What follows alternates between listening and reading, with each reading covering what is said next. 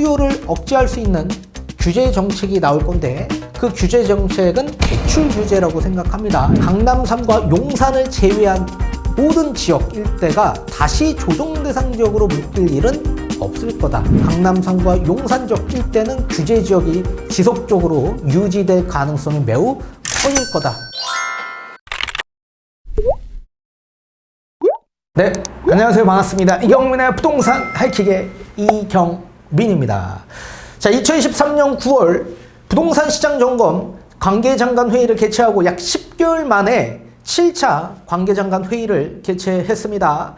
지금 집값이 큰 폭으로 상승하고 있는 과정에 부동산 시장 안정화에 총력 대응을 하기 위한 모색이었다라고 보셔야 될 것 같고, 다음 주 중에 이 공급 대책이 발표될 것으로 보여지고 있습니다. 그 이후에도 추가적인 대책 발표가 나올 건데 어떤 대책들이 나올 건지 뒤에 한번 살펴보도록 하겠고, 시장 전개는 앞으로 어떻게 될 건지도 함께 얘기 나눠보고자 합니다. 자, 경제부총리의 모두 발언을 한번 살펴보도록 하겠습니다. 지금의 부동산 시장 평가에 대해서 이렇게 판단을 했습니다.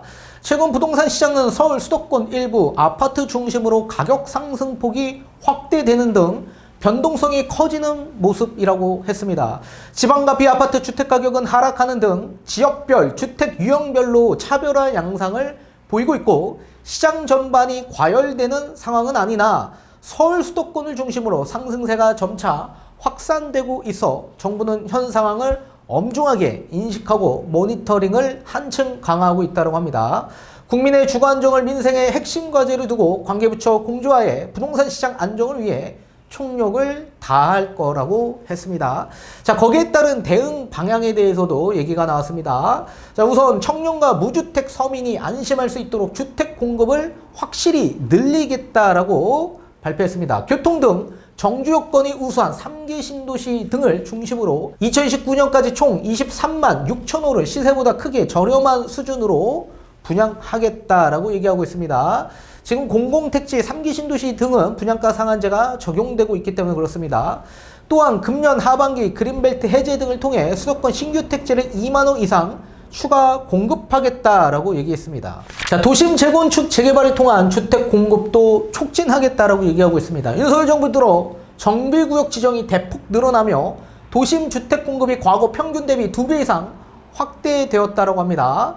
자, 서울시의 정비구역 신규로 지정된 건수를 보게 되면 장기 평균으로 보면 약 9,000호 정도가 되는데 23년도에만 약 2만 1,000호 정도를 지정했다라고 합니다. 자, 정비사업 속도와 사업성을 제고하기 위한 추가 제도 개선 방안도 신속하게 마련하겠다라고 합니다. 이에 더해 사업장별 맞춤형 갈등 중재를 조금 더 지금보다 확대하겠다. 지금 서울시 같은 경우에는 공사비 문제로 인해서 멈춰져 있는 사업장이 굉장히 많이 있습니다. 그래서 이걸 중재하는 역할을 하고 이걸 확대시키겠다. 그래서 정비사업장의 착공, 준공, 지연에 대한 문제도 최소화하겠다라고 얘기하고 있습니다. 자, 부동산 PF 정상화도 속도를 배가하겠다라고 합니다. 현재까지 약 24조 원의 PF 대출 보증이 집행되는 등 정상 사업장에 대한 유동성 공급이 원활하게 이루어지고 있다. 최근 PF 사업성 평가가 완료된 만큼 사업성이 낮은 사업장에 대해서도 신속한 재구조화를 유도해 나가겠다라고 합니다. 자, 둘째, 전세시장 안정화를 위해 비아파트 공급을 가속화하겠다고 합니다.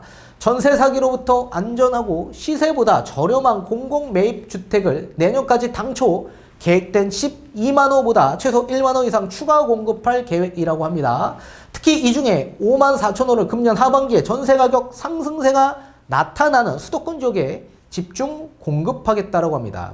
신축 소형 비아파트 구입에 대한 세제 지원 및 주택 청약 시 무주택으로 인정되는 소형주택 범위 확대 등을 통해 민간의 비아파트 공급 확대도 유도하겠다고 합니다. 자, 그리고 셋째, 가계부채에 대한 하향 안정화 기조를 강화해 나아가겠다라고 합니다. 금년 9월 예정된 스텔스 DSR 2단계를 차질 없이 시행하는 등 DSR 규제를 점진적으로 내실화 확대하겠다라고 합니다. 최근 빠른 증가세를 보이고 있는 주택 정책 금융에 대해서는 철저한 현장 점검을 통해 작용 요건 등의 위반 사례가 없는지 관리 감독을 강화하겠다. 주택담보대출 전반에 대해서도 관계기관 모니터링을 한층 강화하는 한편 건정성 규제, 적정성 점검을 필요할 때 강화하고 거기에 따른 방안도 강구하겠다라고 합니다. 넷째, 주택가격 상승세가 투기적 수요로 이어지지 않도록 철저히 관리하겠다라고 합니다. 국토부를 중심으로 관계부처 합동 현장 점검반을 가동하고 시장 교란 행위를 단속하고 불법 행위를 엄단하며 탈루세액을 철저히 추징하는 등 투기 거래를 근절하겠다라고 합니다. 사실 뭐 지금 투기 세력들이 있는지는 모르겠습니다. 지금은 실수요장이기 때문에 이렇게 진행하는 분들은 많이 없다고 저는 판단이 됩니다. 자, 이러한 조치에도 불구하고 시장 과열이 나타난다면 특단의 조치도 강구하겠다. 이 특단의 조치를 강구하겠다고 하는데 이 특단의 조치는 어떤 것들이 나올 수 있을까요? 이건 뒤에 가서 한번 설명을 도와드리도록 하겠습니다. 자, 아무튼 이런 부동산 시장 공급 상황 점검 TF를 매주 가동시키겠다라고 하고 있고 추가 주택 공급 확대 방안을 8월 중에 발표하겠다라고 합니다. 아무튼 이런 내용을 토대로 회의를 개최했습니다. 자, 그래서 다음 달에 아마 주택 공급 확대 방안 대책이 나올 텐데 아마 뒤에 살펴보는 내용 그대로 공급 대책들이 나올 것으로 보여지고 있습니다. 이미 예전에 이 공급 대책이 한번 발표된 바 있었죠. 근데 이거 추가적으로 다시 한번 나올 텐데 이런 시그널이 시장 수요를 움직일 수 있을지 뒤에 PPT 자료를 보면서 다시 한번 살펴보도록 하겠습니다. 자, 윤석열 정부의 부동산 가격 안정화 요인을 압축해서 한번 살펴보도록 하겠습니다. 그리고 또 거기에 따른 시장 전개는 앞으로 어떻게 전개될지 그리고 추가적인 부동산 대책은 어떤 것들이 나올 수 있는지 한번 알아보도록 하겠습니다. 자, 우선 첫 번째 주택 공급을 확대해 주겠다라고 얘기하고 있습니다. 지금 주택 공급 부족 현상이 부각되면서 심리를 자극하고 있는 상황입니다. 따라서 공급 확대에 대한 시그널을 시장에 얹어주면서 이런 심리적인 부분을 조금 더 안정시키기 위한 목적에서 이런 대책 발표가 나올 것으로 보여지고 있습니다. 자, 지금 2019년도까지 총 23만 6천 호 정도의 분양 물량 그리고 신규 택지 2만 호 정도를 하반기에 추가적으로 발굴해서 공급하겠다라는 대책 발표가 다음 달 주중에 나올 것으로 보여지고 있습니다. 자, 국토부 자료에 따르면 사실상 2022년도에 공급 발표를 했었는데 2024년도까지 전국 기준에서 약 100만 호 공급하겠다라고 발표를 했거든요. 그 당시 예전에도 공급 발표를 무수히 많이 해왔었습니다. 근데 실제 올해 2024년 기준에서 보니까 약 51만 호 정도만 지금 공급이 목표치에 도달한 상황입니다. 50.8% 수준밖에 되지 않습니다. 뭐 지금 당장 2년 만에 공급을 하겠다가 아니라 인허가 기준, 인허가를 24년도까지 100만 호를 받겠다 이렇게 얘기했는데 51만 호 목표치를 하회한 수치가 나왔죠. 수도권 지역 때는 더 낮았습니다. 56만 호를 24년도까지 인허가를 받겠다 이렇게 얘기하고 있는데 실제로는 23만 가구 정도만 받은 상황입니다. 목표치의 약 41% 수준입니다. 그래서 목표치를 하회한 수준이고요. 서울시장은 더욱더 암담한 상황입니다. 약 19만 가구의 목표치를 세웠는데 3만 5천 가구만 인허가를 받은 상황이죠. 그래서 목표치의 약 18.4% 수준, 훨씬 크게 하회된 수치로 집계가 되어 있는 상황입니다. 따라서 지금 정부가 얘기하고 있는 공급 발표는 장기적인 플랜의 공급 발표입니다. 장기적인. 인허가 기준 한다라고 해서 바로 지금 당장 공급이 된다라는 얘기가 아니라 인허가는 서울 기준에서 보면 약 7년 이후에나 공급이 되는 그런 물량이라고 보셔야 되는데 인허가 물량은 지속적으로 감소하고 있는 상황이죠. 그래서 앞으로 추가적인 장기적 측면에서 본다면 공급에 대한 물량이 더욱더 확대돼야만 할 텐데 여기에 따른 심리적 불안감이 지속적으로 조성될 가능성이 매우 커질 것으로 보여지고 있습니다. 자, 그리고 두 번째, 그렇다면 이렇게 공급하고 신규 택지를 발굴하는 곳은 서울시장이 아니라 서울을 제외한 경기도와 인천 지역 일대를 지칭하는 겁니다. 서울은 비어있는 택지가 없죠. 택지를 조성할 만한 곳도 없고 발굴할 택지조차도 없습니다. 그리고 그린벨트를 허물 만한 곳도 없죠. 따라서 서울에서 아파트가 될 수 있는 공급처는 결국 정비사업인 재건축 및 재개발밖에 없습니다. 그렇기 때문에 이 주택 공급을 촉진하기 위해서는 재건축 재개발에 대한 정비사업 속도를 제고시켜주고 사업성을 제고하는 것밖에는 없는 겁니다. 그런데 재건축에 대한 여러 가지 속도, 사업성을 제고하기 위해 여러 규제를 완화하면 결국 집값은 더욱더 촉발할 가능성이 있겠죠. 상승에 촉발할 가능성이 매우 커질 겁니다. 지금도 집값 상승의 원인은 지금 주요 재건축 서울 대장 아파트가 가격을 선도하면서 상승하고 있기 때문에 그렇죠. 그런데 가뜩이나 그런 상황에서 재건축 규제를 완화하게 돼준다면 집값은 지금보다 더욱더 상승할 여지가 있기 때문에 재건축 규제는 지속적 유지를 할 수밖에 없을 거다. 그렇다면 재건축에서 아파트가 되지 못한다면 결국 다세대 주택, 이런 주택단지인 재개발이 원활하게 진행이 돼야지만 공급이 확대될 수밖에 없을 겁니다. 자, 그런데 이 재개발적 일대에서도 주민 동의가 쉽게 원활하게 나오지 못하고 있는 상황입니다. 워낙 재개발적 일대는 낙후되고 열악한 곳에서 지정이 되는데 기존에 살고 있던 원주민의 비중이 굉장히 큽니다. 그런 분들은 다 실거주 목적에서 거주하고 있는 원주민들이 굉장히 많은데 강제적으로 지자체에서 구역 지정을 하고 있기 때문에 원치 않은데도 불구하고 조합원에 강제 가입이 되는 경우가 굉장히 많죠. 그래서 반대하는 경우가 굉장히 많을 수밖에 없습니다. 분담금이 많아지면 많아질수록 오히려 반대하는 그런 원주민들의 비중이 더욱더 커질 수밖에 없기 때문에 그렇습니다. 자, 그렇기 때문에 지금 오세훈 서울시장표 모아타운 지역 일대로 적극적으로 지원할 가능성이 매우 커질 거다. 지금도 지속적으로 지금 윤석열 정부와 서울시가 적극적으로 가장 많이 지원하고 있는 정비사업은 모아타운 사업지죠. 우리 주택단지 안에 나홀로 아파트가 지어지는 곳들을 종종 많이 보실 겁니다. 그런 곳을 가로주택 정비사업에서 나오는 아파트라고 지칭을 합니다. 그렇게 가로주택 정비사업이 지정되고 그리고 추진하고 있는 곳에서 주민들이 지자체에다가 이반 제안을 합니다. 토지 등 소유자의 60% 그리고 토지 면적의 2분의 1 이상의 동의를 얻어서 지자체에다가 우리도 함께 모아타운에 선정해달라 이렇게 이반 제안을 해서 지정된 곳들이 굉장히 많이 있죠. 그래서 기존에 있던 재개발 방식과 이 모아타운의 방식은 완전히 다르더라.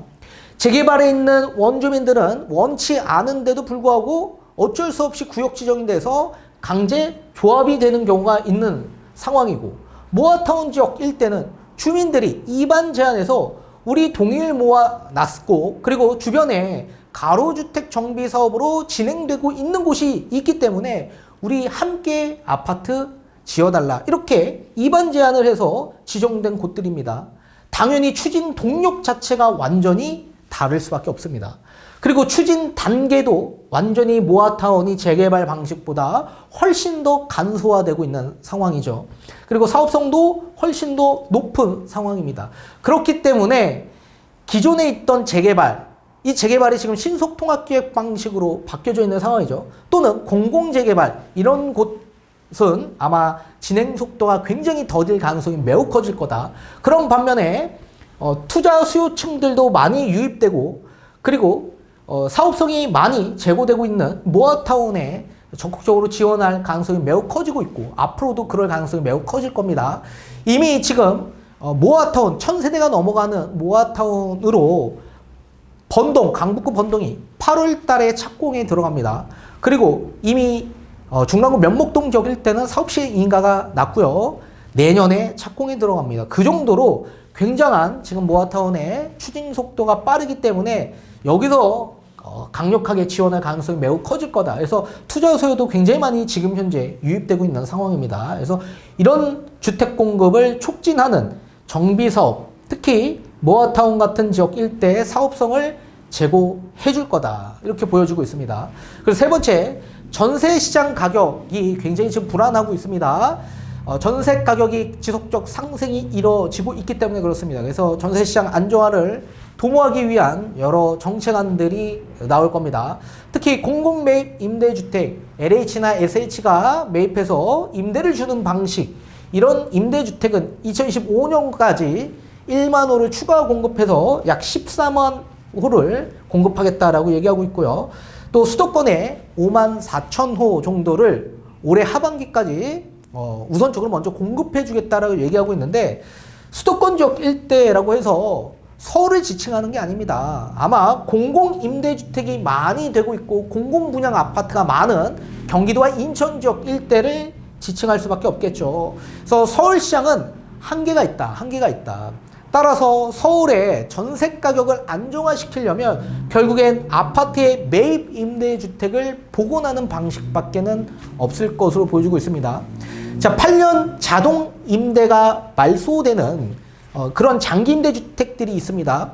그런 임대주택이 이제 저가에 저렴하게 전세로 주고 있는 상황인데, 자동 말소가 되면 이제 5% 인상이 가능해지기 때문에 오히려 전세 가격이 엄청나게 더 높아질 가능성이 있겠죠. 그런 부분들을 해소시키기 위해서는 지속적인 매입 임대주택이 유지되게끔 만들어줘야만 할 겁니다. 그래서 매입 임대주택에 대한 복원 제도가 반드시 다시 개정돼야만 한다라고 보여지고 있고요. 또 비아파트에 따른 공급을 확대시켜 줘야만 합니다. 아파트에 지금 전세 수요가 많이 유입되고 있는 상황이기 때문에 아파트 전세 가격이 지속적으로 상승하고 있는 상황이죠. 반면에 지금 비아파트 다세대 주택을 이제 기피하는 그런 전세 수요층들이 굉장히 많이 있습니다. 따라서 이런 전세 수요층들이 아파트로 유입돼서 아파트 가격, 전세 가격이 상승되면 결국엔 다시 비아파트로 유입될 수밖에 없습니다. 그래서 전세 수요가 다시 다세대 주택으로 회귀할 수밖에 없다. 그래서 수도권 지역 일대로 분산이 될 수 있겠지만 다시 서울에 무조건 거주해야 될 분들은 비아파트로 올 수밖에 없을 겁니다. 이렇게 전세 수요가 다시 회귀하는데 지금 비아파트의 공급은 아파트보다 훨씬 더 지금 심각한 상황입니다. 다세대 주택의 착공 물량은 거의 최저치입니다. 그 정도로 지금 물량 자체가 굉장히 감소되고 있고 인허가 물량도 거의 70% 수준에서 감소되고 있는 상황이기 때문에 공급이 원활하게 되고 있지 않는 상황이다. 그래서 비아파트 공급을 반드시 확대해줘야만 합니다. 향후 나중에 전세 수요가 들어오고 비아파트 공급은 부족한 상황을 띠게 되면 전세 가격은 다세대 주택에서도 지속적 상승이 이어질 수밖에 없다. 이렇게 보여주고 있기 때문에 추후에는 다세대 주택의 전세 가격도 상승될 가능성이 매우 크기 때문에 여기에 따른 공급 확대를 우선시 해줘야만 할 겁니다. 따라서 비아파트 공급을 확대하려면 거기에 따른 인센티브를 많이 부여해줘야만 할 겁니다. 그죠? 그래서 여기에 따른 대책안도 나와야 된다라고 보여주고 있습니다. 또 네 번째, 가계부채에 대한 부분이 또 얘기가 나오고 있습니다. 가계부채가 지금 지속적으로 증가되고 있는 상황입니다. 자, 가계부채를 하향 안정화시키겠다라고 얘기하고 있습니다. 가계부채를 그냥 안정화시키겠다가 아니라 하향 안정화시키겠다. 그래서 가계부채를 줄이겠다라고 얘기하고 있습니다. 자, 2단계 스트레스 DSR을 시행하겠다라고 얘기하고 있습니다. 자, 원래는 올해 7월 달에 2단계 스트레스가 시행돼야만 하는데 이게 2달 미뤄졌습니다. 그래서 9월 달로 미뤄졌습니다. 자, 우선적으로 스트레스 DSR이라는 건 뭐냐면 은행 가중평균금리가 있습니다.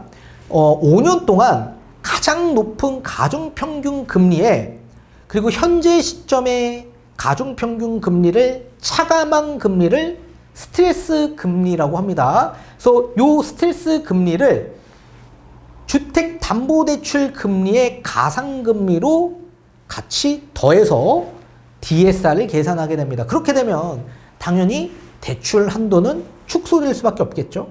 근데 1단계는 이미 시행이 됐는데 1단계는 1금융권에서 주택담보대출에 따른 1금융권에서 스트레스 DSR이 먼저 도입이 되었고요.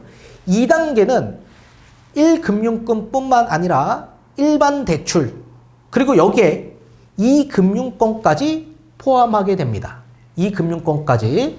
그리고 이제 3단계는 모든 대출이 전부 다 포함이 되는데 그 3단계는 2025년 7월 달로 미뤄졌습니다. 원래는 상반기로 규정했는데 7월 달로 미뤄졌습니다. 그런데 제가 봤을 땐 지금 가계부채 속도가 엄청나게 높아지고 있는 상황이기 때문에 25년 1월 달로 앞당겨지지 않을까 이렇게 감히 한번 생각해 봅니다. 그래서 지금 가계부채 증가할 목표치가 있습니다. 5대 은행권들의 연초에 세웠던 가계부채 점검 현황 회의에서 1.5에서 2%의 목표치를 설정해 줬습니다.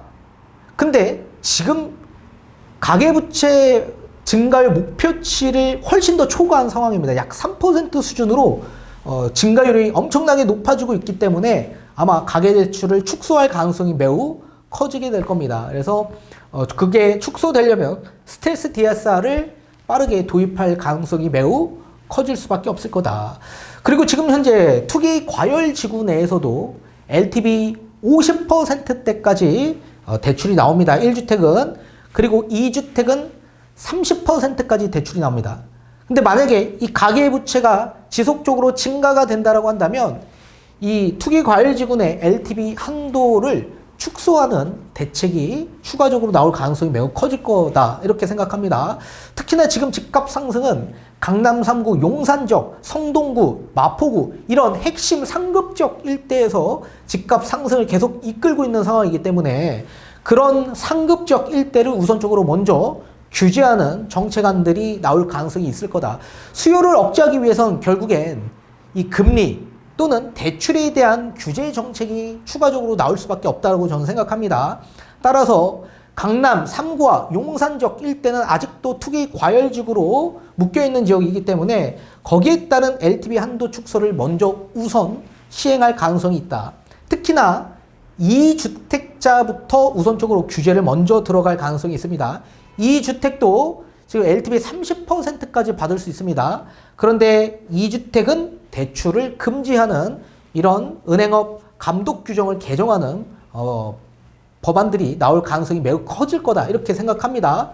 그리고 1주택자도 마찬가지입니다. 지금 LTV 50%까지 나오죠. 근데 이 또한 마찬가지 만약에 2주택 금지를 했는데도 불구하고 대출이 계속적으로 증가가 된다. 그러면 1주택 LTV 50%도 규제할 가능성이 있다. 그래서 9억 원 이하는 40%, 9억 원 초과분은 20% 정도의 LTV만 받을 수 있게끔 아마 진행이 될 가능성이 있을 거다. 그리고 이제 만약에 또 추가적으로 풍선 효과가 나타나게 된다라고 한다면 지금 15억이 초과되는 아파트를 아예 규제하는 이런 법안도 다시 새롭게 나올 가능성이 매우 커질 거다 이렇게 생각합니다. 따라서 지금 가장 중요한 게 가계부채가 지속적으로 증가되고 있는 상황이죠. 자, 지금 한국은행의 보도자료를 한번 보도록 하겠습니다. 금융기관 여신 업무 담당자를 대상으로 200개 정도의 금융기관을 조사하는 겁니다.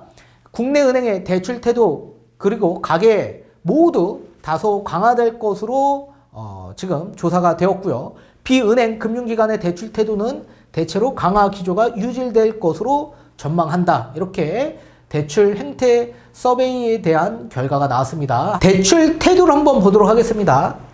자, 대출 태도는 금융기관에서 대출을 해주는 데 있어서 심사를 강화하고 있다. 또는 강화할 거다. 또는 지금 완화해줬다. 완화할 거다. 이런 전망 그리고 지금 형태를 이 태도 지수로 나타나는 겁니다.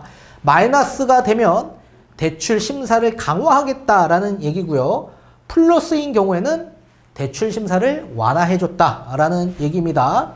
자, 우선적으로 우리 가계주택을 한번 보도록 하겠습니다. 자, 가계에 따른 주택담보대출 최근 주담대가 빠르게 증가한 데 대한 경계감으로 강화 기조를 유지하고 있다. 그리고 가계 일반 대출도 가계부채 관리 방안 시행 등으로 강화될 것으로 예상하고 있다. 그래서 스텔스 DSR도 일반 대출에 다 포함이 돼서 진행이 되죠.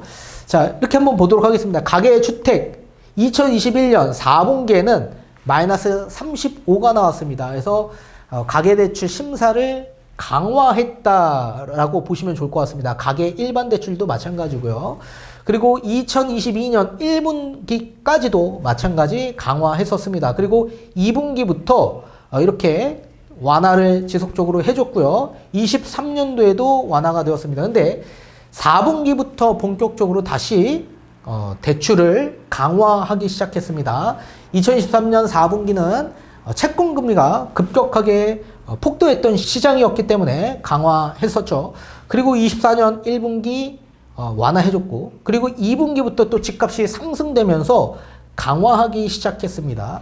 그래서 지금도 은행권의 대출 금리를 조금씩 높이고 있는 상황이다라고 보셔야 되고, 3분기에 대한 전망치도 마찬가지 강화할 거다. 이렇게 대출 태도를 보이고 있습니다. 자, 신용도에 대한 위험도입니다. 이 또한 마찬가지 마이너스인 경우에는 신용에 대한 위험이 증가되고 있다. 그리고 플러스인 경우에는 신용의 위험도가 낮아지고 있다. 이렇게 보셔야 됩니다. 자, 가계의 신용 위험은 채무 상환 부담 등으로 높은 수준이 지속될 거라고 예상하고 있습니다. 자, 가계 2021년 12가 나왔습니다. 그리고 지속적으로 높아졌죠. 22년, 23년 높아졌다가 24년 1분기, 2분기 계속 유지를 해오다가 또 3분기는 조금 낮아질 걸로 보여지고 있다. 그래서 위험도가 조금 더 높아질 가능성이 있다. 이렇게 판단하고 있다라고 보시면 좋을 것 같습니다. 또 대출에 대한 수요도 보시면 마이너스인 경우에는 수요가 감소되고 플러스인 경우에는 수요가 증가될 것으로 보여진다. 이렇게 보시면 좋을 것 같고요. 가계대출은 주택시장 회복 기대 등으로 주담대 및 신용대출 모두 수요 증가를 전망하고 있는 상황입니다. 자, 가계대출 그리고 가계 일반 대출 보게 되면 2011년 4분기 마이너스입니다. 수요가 감소됐죠. 그리고 22년 계속 감소되다가 23년 1분기까지 감소가 되었습니다. 그리고 2분기부터 본격적으로 증가되면서 또 24년 1분기에 대폭 증가가 되었죠. 그리고 24년 3분기에도 증가가 될 거라고 예상하고 있습니다. 그래서 이렇게 증가되고 있다. 그리고 5대응의 가계대출 잔액 추이를 보게 돼도 2023년 12월 692조 원이었습니다.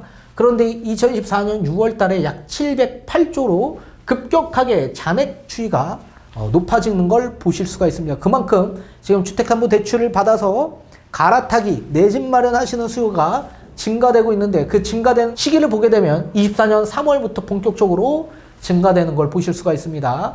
또 기준월 대비 가계대출 증가율을 보게 돼도 지금 현재 0.42%였다가 6월달 기준에서 2.33%로 가계대출 증가율이 2%를 초과하게 되었다. 그래서 기존에 앞에서 말씀드린 바 지금 가계대출 점검 현황회의를 했을 때 1.에서 2%의 목표치를 설정해 줬는데 그 목표치를 이미 초과한 상황이죠. 그래서 앞으로 가계대출을 쪼일 가능성이 매우 커질 거다. 이렇게 보여주고 있습니다. 자, 따라서 윤석열 정부의 부동산 가격 안정화에 대한 요인들을 한번 살펴봤고 여기에 따른 시장 전개도 어떻게 진행이 될 건지도 한번 살펴봤습니다. 그리고 추가적으로 앞으로는 어떤 대책이 나올 건지 아마 수요를 억제할 수 있는 규제 정책이 나올 건데 그 규제 정책은 대출 규제라고 생각합니다. 그래서 4번 이런 대출 규제가 다시 한번 나올 가능성이 있다. 다만 서울 강남 3과 용산을 제외한 모든 지역 일대가 다시 조정 대상 지역으로 묶일 일은 없을 거다. 이렇게 판단하고 있고 그리고 투기 과열지구, 투기 지역으로 묶여져 있는 강남 3과 용산 지역 일대는 규제 지역이 지속적으로 유지될 가능성이 매우 커질 거다 말씀을 해드리고 싶습니다.